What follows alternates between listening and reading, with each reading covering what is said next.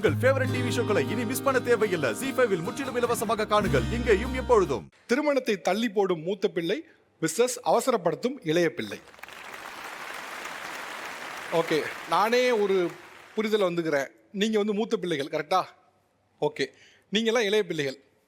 Okay, உங்களோட சகோதரனோ சகோதரியோ திருமணத்தை தள்ளி போடுறதுக்கு ஒன் பிரைமரி சாலிட் ரீசன் வச்சுருப்பாங்கல்ல, இந்த ஒரு ரீசனை சொல்லியே திருமணம் தள்ளி போட்டே இருப்பாங்க. அந்த ரீசன் என்ன? இப்போ என் அக்கா ஏன் அப்படி சொல்கிறான்னா, அவள் தான் வீடை பார்த்துக்கிறா, நான் தான் எல்லாமே பண்ணணும் அப்படின்னு நினைக்கிறா. இப்போ நான் போயிட்டா இந்த வீடை யாரும் பார்த்துக்க முடியாது, அவள் தான் அந்த பொசிஷனில் இருக்கணும். நான் போயிட்டேன்னா அந்த வீடு வந்து யாருமே ரெஸ்பான்சிபிள் எடுத்துக்க மாட்டாங்க. வீட்டில் யாரெல்லாம் இருக்கீங்க? நீங்கள், நான், என் அக்கா, எனக்கு இன்னொரு ஒரு பாப்பா, அம்மா அப்பா. ஓகே, அப்பா அம்மா வேலைக்கு போகிறாங்கல்ல? ஒர்க் பண்ணிட்டு இருக்காங்க. பட் இப்போ கொஞ்சம் ரெஸ்ட் பண்ணுறாங்க. இப்போ நாங்கள் 3 பேர் தான் ஒர்க் பண்ணுறோம். ஸோ நாங்கள் தான் வீடை பார்த்துக்குறோம்.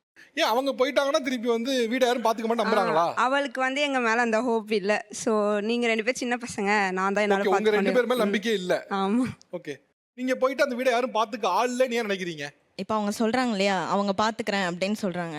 பண்ணலைன்னா நிறைய பேர் வந்து நெகட்டிவாக பேசக்கூடாது, எல்லாத்தையும் பாசிட்டிவாக பார்க்கணும் அப்படின்னு சொல்கிறாங்க. என்னை பொறுத்த வரைக்கும் அந்த நெகட்டிவ் சைடும் நம்ம சொல்யூஷன் கண்டுபிடிச்சி வச்சிட்டோம் அப்படின்னா நம்மளுக்கு எனக்கு என்னன்னா இந்த இவங்களுக்கு பொறுப்பு இல்லைங்கிறது மட்டும்தான் ஒரே காரணம், வேற எந்த காரணம் கிடையாதாங்க? ஆமாம் சார், பொறுப்பு இல்லைன்றது ஒரு காரணம். 2வது காரணம் வந்துட்டு என்னோட கெரியரை நான் செட் பண்ணிட்டேன்னா எப்பயுமே என்னோட ஃபேமிலி கடைசி வரைக்கும் பார்த்துப்பேன் அப்படின்றது இன்னொரு காரணம். இல்லை அவங்களுக்கு ரொம்ப அவசரம்னா அவங்க 2 பேரும் கல்யாணம் பண்ணி வைக்கிறதுக்கு நான் ரெடியாக இருக்கேன். அதுக்கு அவங்க ஒத்துக்க மாட்டாங்க. சரி, ஓகே, நீங்க கல்யாணம் பண்ணிக்க வேண்டியதானே? இப்போ அவங்க இது பண்றாங்க, பரவாயில்ல, நீங்க கல்யாணம் பண்ணிக்க வேண்டியதானே?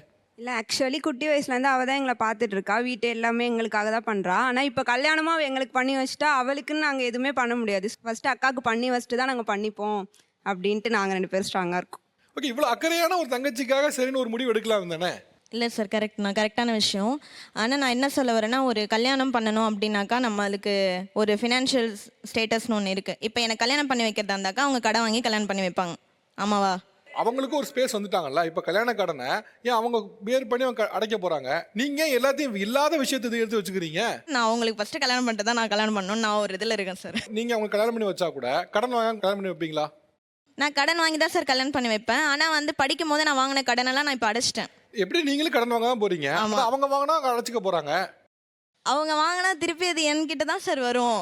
ஏன் இது அவங்க அடைக்க மாட்டான்னு நினைக்கிறீங்கன்னு கேட்குறேன். அதான் ஓப்பனாகவே கேட்டேன் நான் வந்து அவங்க பண்ண மாட்டாங்க, இல்லை கடன் வாங்கி அவங்க பண்ண மாட்டாங்க, இல்லை அப்படி எனக்கு கல்யாணம் பண்ணிக்கவே வேணாம் அப்படின்லாம் இல்லை சார். என்னோட ஒரே ஒரு இது என்னன்னா, எனக்காக நான் எப்பயுமே என்னோட ஒரு தனிப்பட்ட ஒரு விஷயத்துக்காக நான் எதுவுமே இவ்வளோ நாள் பண்ணலை.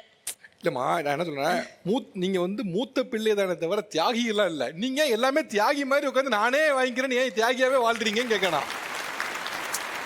இல்லை சார், நான் வந்து அப்படி சொல்லலை. இன்னும் 2 இயர்ஸ் தள்ளி போட்டுட்டு நான் கல்யாணம் பண்ணிக்கிறேன் அப்படின்னு சொல்லிட்டு. ஒரு 2 இயர்ஸ் தள்ளி போடலாங்கிறாங்க. உங்களுக்கு ஓகேவா? எனக்கு ஓகே. ஆனால் அவள் ஃபஸ்ட்டு அவள் கல்யாணம் பண்ணோம், அதுதான். அதுக்கப்புறம் தான் நாங்கள் பண்ணோம். அவள் பண்ணிக்காமல் எங்களை பண்ணிக்க வைக்கலான்னு இவ்வளோ நாள் நினச்சிட்டு இருந்தா. ஆனால் அவள் எவ்வளோ வந்து ஸ்ட்ராங்காக இருக்காளோ எங்களுக்கு பண்ணி வைக்கணும், அதே போல் நாங்களும் வந்து அவளுக்கு பண்ணி வச்சுட்டு தான் நாங்கள் பண்ணிப்போம். அது அந்த விஷயத்தில் நாங்களும் ஸ்ட்ராங்காக இருக்கோம். குடும்பத்தில் ஒரு தியாகி இருக்கலாம், குடும்பமே தியாகியாக இருந்தால் என்ன பண்ணுறது? யாரெல்லாம் உங்களுடைய அண்ணனோ அக்காவோ திருமணம் பண்ணணும்னு நீங்கள் சொல்கிறீங்க, அதுக்கு காரணம் மிக முக்கியமான காரணம் உங்கள் லவ்வாக இருக்கும். அது எனக்கு ஒரு லவ் இருக்குது, நான் என்னுடைய லைஃப் பார்ட்னர் கல்யாணம் பண்ண நினைக்கிறேன், ஸோ அதுக்காகவாது அவங்க கல்யாணம் பண்ணிட்டாங்கன்னா என் லைஃப் கொஞ்சம் கிளியர் ஆகும் அப்படின்னு நினைக்கிறவங்களாம் யார்? கை தூக்குங்க, மைக் பாஸ் பண்ணுறேன். உங்களோட எத்தனை வருஷம் லவ்? 6 years sir. 6 வருஷம் லவ். ஓகே, இப்போ கல்யாணம் பண்ணிக்க சொல்லி அவங்க வீட்டில் ப்ரெஷர் இருக்கா, இல்லை உங்களுக்கே உங்கள் லைஃப் பார்ட்னர் கல்யாணம் பண்ணிக்கணும்னு ஆசை இருக்கா? ஆக்சுவலாக வந்து அவங்க இப்போ கல்யாணம் பண்ணாதான் எனக்கு ஒரு 3 இயர்ஸ் வந்து நான் அதுக்குள்ளேயே செட்டில் ஆகணும். ஏன்னா அவங்களும் அந்த பொண்ணு வீட்லேயும் சொல்லிட்டாங்க. அந்த பொண்ணு என்கிட்ட சொல்லிச்சு, இன்னும் 2 இயர்ஸ் தான் வீட்டில் டைம் கேட்டிருக்காங்க, கொடுத்துருக்காங்க, அதுக்குள்ளேயே நீ செட்டில் ஆகுன்ற மாதிரி அந்த பொண்ணு என்கிட்ட சொல்லிச்சு. ஸோ அதுக்காக என்னோட கெரியரையும் நான் பார்க்கணும், அதுவும் இல்லாமல் இப்போ அக்காவையும் சீக்கிரமாக இது பண்ணி கொடுக்கணும். இல்லைப்பா, நீங்கள் செட்டில் ஆகிறதுக்கும் அக்கா கல்யாணத்துக்கு என்ன சம்பந்தம்? இப்போ அவங்க கல்யாணம் பண்ணி கொடுத்துட்டா இப்போ அவங்களுக்கு ஒரு இது இருக்கும். இப்போ கடன் வாங்கி தான் நாங்கள் பண்ண போகிறோம். இப்போ அந்த கடனை நான் அடைச்சிட்டு தான் அதுக்கப்புறம் என்னோட தான் அதையும் நான் பார்ஷலாக பார்க்கணும்ல.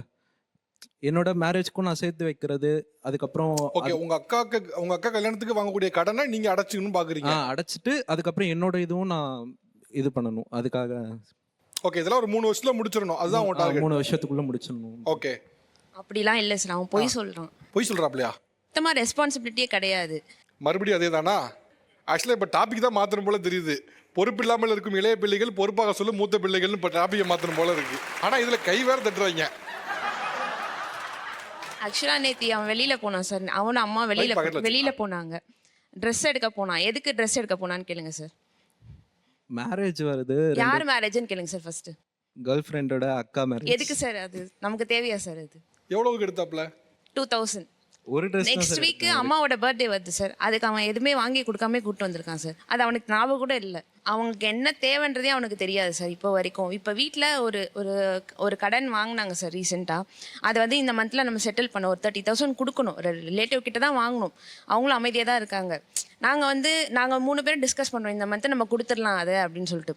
அவன் என்னன்னு சொல்லிட்டான், நீங்கள் என்ன எனக்கா வாங்குனீங்க, அவளுக்கு தானே வாங்குனீங்க, நீங்களே அடைச்சிக்கோங்க அப்படின்றான். இப்போ அக்கா கல்யாண கடனை நான் அடைக்க போறேன், நீங்க இப்போ வீட்டில் வாங்கின கடனை நீங்க அடைக்க மாட்டேங்கிறீங்க. சொல்லுவேன் சார், ஆனா அப்படியெல்லாம் இருக்க நான் ஏன் மாட்டேன். பண்ணணும் அப்படின்னு கேட்க கோவத்துல சொல்லுவேனே தவிர நான் அந்த ரெஸ்பான்சிபிலிட்டி எடுக்காமலாம் இல்லை. நீங்க என்ன பண்றீங்க ஆக்சுவலா?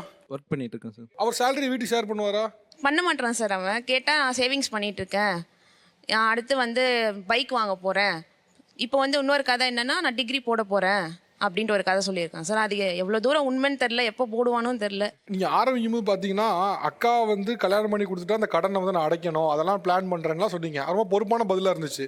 ஒரு வீட்டுக்கான கடனை நீங்கள் அடைக்க மாட்டீங்க, ஒரு வீட்டில் வாங்குற நீங்கள் வாங்கக்கூடிய சேலரியே நீங்கள் கொடுக்க மாட்டீங்க அப்படின்னா இதெல்லாம் வீட்டுக்கான ஒரு பொறுப்பாகவே இல்லையே. கொடுக்காமலாம் இல்லை சார். எங்கள் வீட்டில் என்கிட்ட கேட்க மாட்டாங்க. சரி பேலன்ஸ் இருக்கிற அமௌண்ட்டு எதுனா சேவிங்ஸ் பண்ணுன்னு சொல்லுவாங்க. சரி நானும் அதில் சேவிங்ஸ் பண்ணிகிட்டே இருக்கேன். அப்படியே கட் பண்ணி உங்களோட அக்காவும் அவங்களோட சேலரியில் இதே மாதிரி ஒன்று பண்ண ஆரம்பிச்சா என்ன ஆகும்? கஷ்டம். கஷ்டம் இல்லை, எப்படி ஃபேமிலி ரன் பண்ணுவீங்க? ஆக்சுவலாக நான் அந்த பொறுப்பை எடுக்கணுன்றதுக்குள்ளேயே அவங்களே எல்லாத்தையும் பண்ணி முடிச்சிடுறாங்க. இல்லை அக்காவே எடுத்து எல்லாருமே இங்கே இருக்க எல்லாருமே வார்த்தை சொல்கிறீங்க பொறுப்பு எடுக்கிறதுக்குள்ளே அவங்க சொல்லி முடிச்சிடறாங்கன்னு. பொறுப்பை வந்து யாரும் வந்து ஒரு மகுடம் மாதிரி அவங்க தள்ள வந்து வைக்க மாட்டாங்க. அதை நம்மளே எடுத்துக்கணும். அதை உங்களோட தம்பி இப்படியாக இருந்தால் நான் திருமணம் செய்ய ரெடி, அவரை எப்படியாக மாற வேண்டும்? ஃபஸ்ட்டு விஷயம் ரெஸ்பான்சிபிலிட்டி எடுத்துக்கணும் சார். வீட்டில் இருக்கவங்களுக்கு என்ன தேவைன்னு ஃபஸ்ட்டு தெரியணும் சார். அவனுக்கு வருவான், சாப்பிடுவான், போவான், அவ்வளோதான். வீட்டில் அவங்களுக்கு என்ன தேவைன்றதே அவன் கேட்க மாட்டான். இல்லை பேசிக்காக அவங்க வந்து பொருளாதாரத்தை மட்டும் பார்த்து பயப்படலை. ஒரு ஃபேமிலிக்கே ஒரு பொறுப்புன்னு ஒன்று இருக்குல்ல. இப்போ நான் டக்குன்னு ஒரு வீட்டில் வந்து இப்படி போயிட்டாங்கன்னா அந்த ஃபேமிலியை பொறுப்பாக நடந்து அன்றாட ஆக்டிவிட்டீஸ்க்கு சில விஷயங்கள் செய்யணும்ல. அதுக்கே நீங்கள் பொறுப்புலாம் போயிட்டா எப்படி இந்த ஃபேமிலி நட்டாத்தில் இருக்க மாதிரி ஆகிடுமே. அம்மா என்ன பண்ணுவாங்க, யார் நிற்பான்னு அவங்க யோசிக்கிறாங்க. ஒரு பெண் பிள்ளை அவங்க வீட்டில் அவங்க எல்லாத்தையும் பார்த்துட்டே வந்தவங்க அவங்க யோசிக்கிறாங்க. புரியுது. அது மாற்றிக்கணும். இவ்வளோ நாள் உங்களுக்கு தோணவே இல்லையா? அது தோணுச்சு. அது அப்படியே அக்கா இருக்காங்க பார்த்துப்பாங்கன்னு. எனக்கெல்லாம் என்னென்னா அக்கா இருக்காங்க பார்த்துப்பாங்க, அண்ணன் இருக்காங்க பார்த்துப்பான்னு நினைக்கிற அதே ஆட்கள் கல்யாணம் பண்ணி போகணும்னு நினைக்கவும் சரிங்க. கல்யாணம் பண்ணிட்டு அந்த வேலை யார் பார்ப்பான்னு நினைக்க மாட்டீங்க. மாற்றிக்கிறேன் சார். அவர்கிட்ட கொடுங்க. இவங்க வந்து பொறுப்பாக இருக்கிறான்னு சொல்கிறாங்க. இந்த பிரதரும் சொன்னார், எல்லாரும் சொன்னாங்க. சார் இவங்க பிறக்கவே இல்லை சார். நாங்கள் மட்டும் தான் முதல் பையனாக இருந்தால் நான் எங்கள் வீட்டை பார்த்துக்க மாட்டோமா சார்? இவங்க ஏன் சார் இவங்க வந்து இல்லை பிரச்சனை என்னன்னா இதுதான் பிரச்சனை. இப்போ அவங்க பிறக்கவே இல்லை, நான் மொதல் பையன் தான் வீட்டுக்கு பார்த்துக்க மாட்டேன். அப்போ உங்கள் ஸ்டேட்மெண்ட் என்ன சொல்லுதுன்னா மொதல் பையன் தான் பார்த்துக்கணும்னு சொல்லுது. ஜீ5 ஆப்பை டவுன்லோட் செய்து அனைத்து எபிசோடுகளையும் இலவசமாக பாருங்க.